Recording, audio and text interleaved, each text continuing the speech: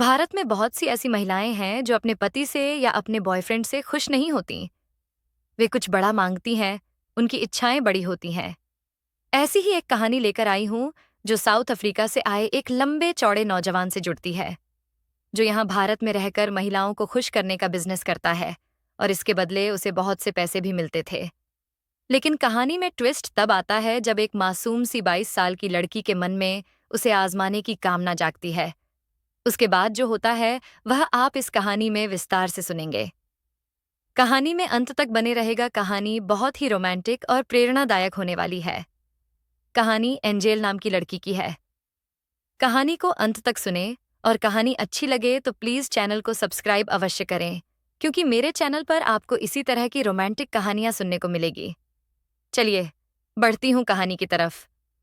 गोवा की शाम हमेशा की तरह समंदर की लहरों में घुली हुई थी। हवा में नमक की गंध थी और सूरज धीमे धीमे पानी में उतर रहा था। उसी शहर के एक पुराने लेकिन बड़े से घर में रहती थी एंजेल। उम्र करीब 22 साल, चेहरे पर मासूमियत और आंखों में एक ऐसी खालीपन की परछाई जिसे शायद कोई दूर से भी पहचान ले। उसके माता पिता दोनों नौकरी करते थे। सुबह घर से निकलते और रात को लौटते। घर बड़ा था, मगर एंजेल का दिल अक्सर सूना रहता था। इसी खालीपन को भरने के लिए उसके माता पिता चाहते थे कि कोई किराएदार आ जाए, ताकि घर में कुछ हलचल हो, कुछ आवाजें हों। कई दिन बीत गए, लेकिन कोई टिकता नहीं था। एक शाम जब सूरज ढल चुका था और घर पर हल्की हल्की रोशनी जल रही थी, दरवाजे पर दस्तक हुई। दरवाजा खोला गया तो सामने एक अजनबी खड़ा था। उसकी आंखों में सफर की थकान थी और चेहरे पर संयम। उसने अपना नाम लिया, रायन। वह एक अफ्रीकन नौजवान लगता था, एकदम काला। हिंदी भी टूटी फूटी। बोला कि उसे एक कमरा चाहिए, बस कुछ दिनों के लिए, जब तक काम न मिल जाए।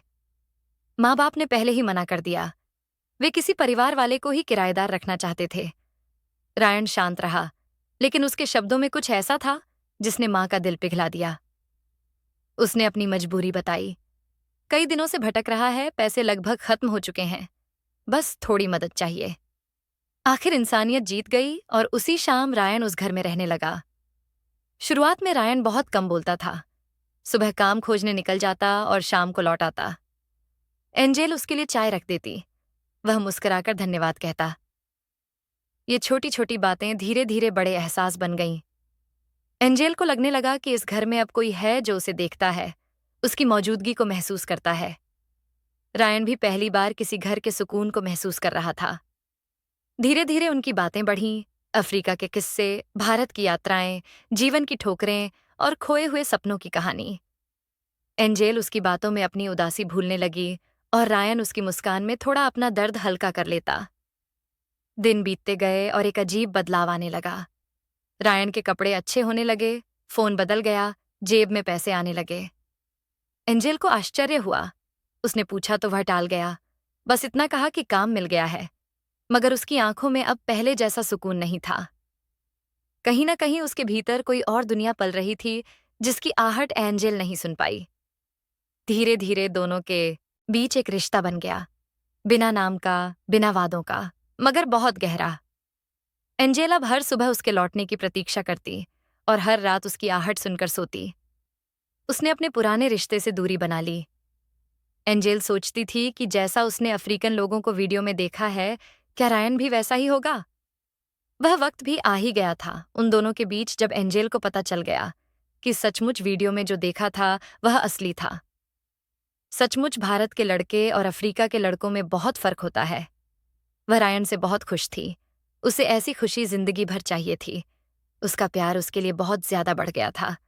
उसके लिए अब पूरी दुनिया रायन के इर्द गिर्द घूमती थी।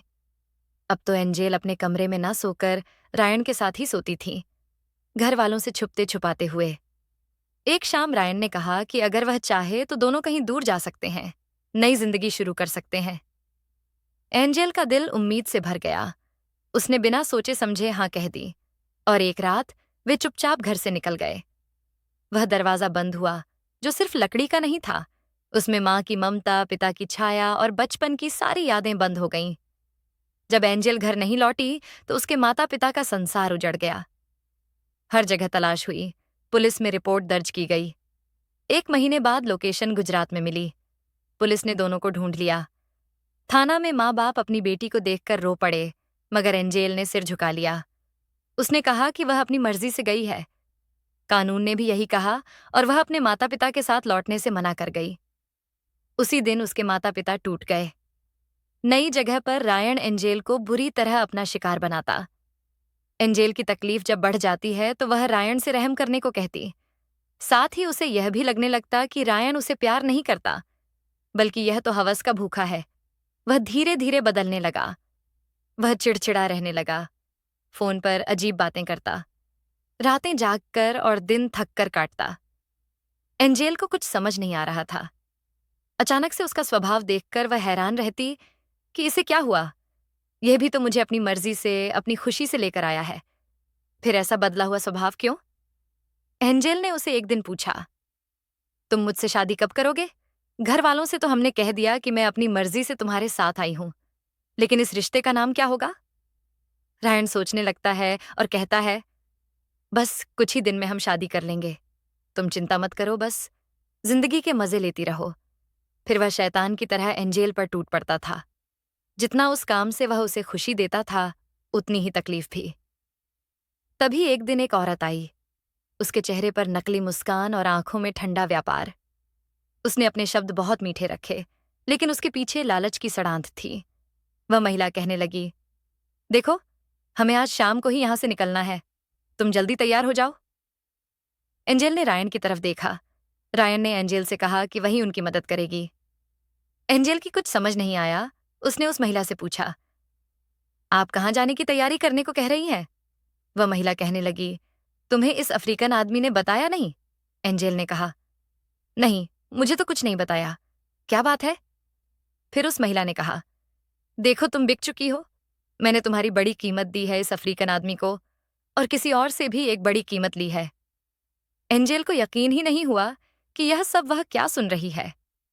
जिस आदमी के साथ वह अपने घर वालों को छोड़कर हमेशा के लिए आ गई है, वह आदमी उसे कैसे बेच सकता है? एंजेल को सच्चाई का एहसास हुआ। वह बिक चुकी थी। उसका प्यार, उसका विश्वास, सब किसी सौदे की तरह तय हो चुका था। जब उसने उनकी बात का विरोध किया तो कमरे में तनाव भर गया।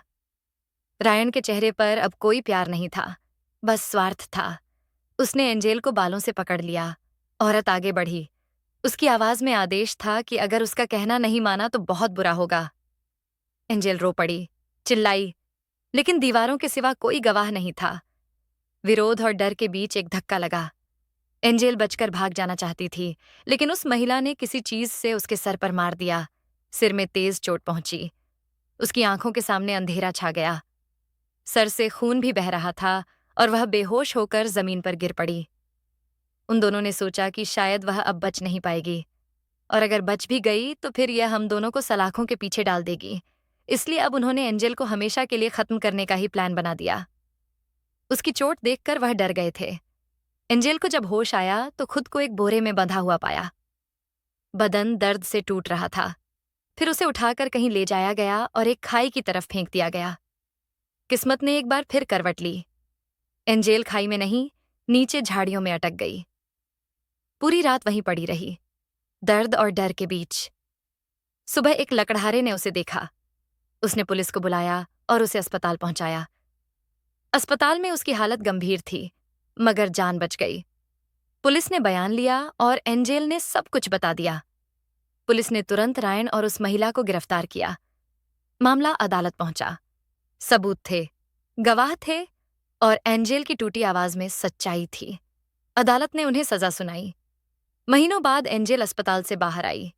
शरीर पर निशान थे, लेकिन मन में अब एक नई ताकत थी। वह अपने माता पिता के पास लौटी।